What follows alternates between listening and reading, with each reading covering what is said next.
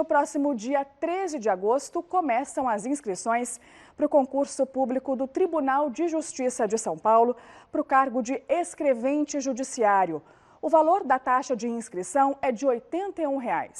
E os candidatos podem se inscrever até o dia 22 de setembro no site da Fundação VUNESP.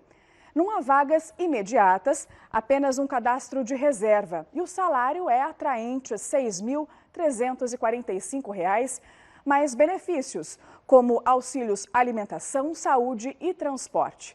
Além desse, tem outros concursos públicos abertos e a concorrência geralmente é bem grande. Por isso, os candidatos precisam se preparar com antecedência. Para a gente falar sobre isso, eu recebo aqui no estúdio do SP Record, Júlio César Pimentel, professor especialista em concurso público. Professor, muito obrigada pela sua presença aqui com a gente. Eu que agradeço, muito obrigado. Professor, é claro que cada concurso tem um nível de exigência diferente, mas tem um tempo médio de antecedência que o candidato precisa se preparar? Bom, vamos lá. O concurso, quando ele sai o edital, você tem algo em torno de 3 meses da publicação do edital até a data da prova. Então, é um tempo mínimo, né, que se exige. Alguns concursos, eles colocam 4 meses, mas via de regra é sempre um curto prazo. E professor, no dia a dia, né, o candidato deve colocar aí quantas horas no seu dia dedicadas aos estudos? É interessante fazer algum tipo de cronograma? Sim, é excelente fazer um cronograma. O ideal é que o candidato ele estude pelo menos 500 horas para um concurso. E aí você vai depender do tempo que ele tem livre para estudar. Se ele conseguir manter 3 horas todos os dias, de semana, de sábado, domingo, até de domingo, quando sai o edital, inclusive de domingo, né, é extremamente importante. O planejamento de estudos ele é algo que vai fazer a diferença para o candidato. Ele saber dividir as disciplinas que caem na sua prova, as disciplinas que têm mais peso e acomodar isso na semana inteira. Professor, e estudar sozinho? Exige uma disciplina ainda maior, né? Exige, porque você tem vários ladrões, né, do tempo, você tem muita coisa que pode te roubar. Então, estudar sozinho requer uma disciplina ainda maior. Você tem que se organizar com as matérias que caem e o problema é justamente esse, é saber qual parte da matéria mais cai.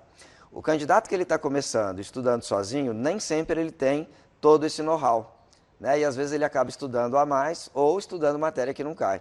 Importante também deixar as distrações de lado, né? Então o celular para longe dos estudos, né, professor? Celular para longe, filmes para longe, Netflix nem pensar. O que é o importante quando você tem um concurso publicado? Avise os familiares, os amigos, não me convidem para nada, porque isso faz a diferença. É uma maneira dos familiares e amigos ajudarem, deixando que o candidato ele foque no concurso. Então, disciplina muito rígida realmente, principalmente se estiver muito perto do concurso, né? Sim, se estiver muito perto, o candidato deixou para estudar a hora que saiu o edital, ele tem que ter um foco total. Se o candidato ele está prevendo um concurso futuro, ele pode fazer alguma coisa mais tranquila. Mas se já saiu o edital, já tem a data da prova, o foco tem que ser total. É a grande mudança de vida do candidato. É importante também tentar contar com o auxílio de algum professor especialista nesse tipo de prova, né? Olha, faz a diferença você ter um professor que vai te orientar. São várias as disciplinas de um concurso. Por exemplo, o escrevente do fórum, você vai ter vários direitos, 6 direitos, português, informática, matemática, raciocínio lógico, redação. Então, o candidato ele fica perdido. E ainda ele tem um pouco tempo e ele tem que ser muito assertivo. Um professor consegue orientá-lo melhor do que vai cair mais, o que a banca gosta de pedir, aonde está a pegadinha, e isso faz diferença. Fazer revisões semanais do conteúdo que foi estudado pode ser uma boa estratégia? É uma ótima estratégia a revisão. O que eu costumo falar? Aula dada, aula estudada.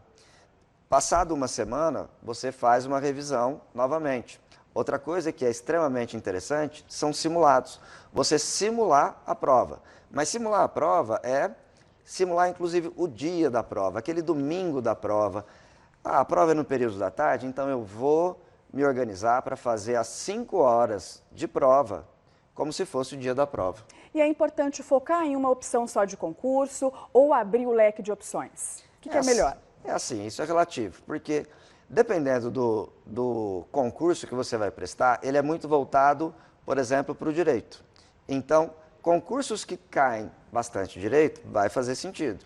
Agora, concurso que já foge totalmente, exemplo, eu vou partir para banco e outro eu estou partindo para o lado jurídico, foge.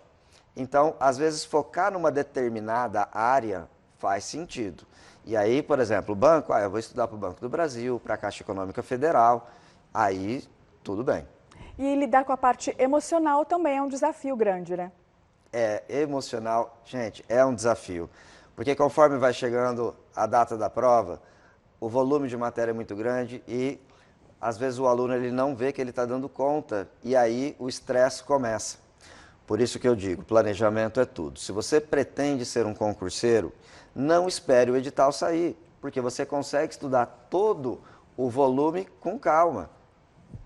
Professor, agradeço mais uma vez a sua participação aqui com a gente no SP Record, com esclarecimentos tão importantes para quem quer ser um concurseiro. E eu que agradeço o convite. Obrigada. E reforçando aí o serviço sobre o concurso para escrevente do Tribunal de Justiça de São Paulo, que a gente comentou no início dessa entrevista. O endereço aparece aqui para você para as inscrições, é o vunesp.com.br. Essas inscrições vão até o dia 22 de setembro e começam na semana que vem.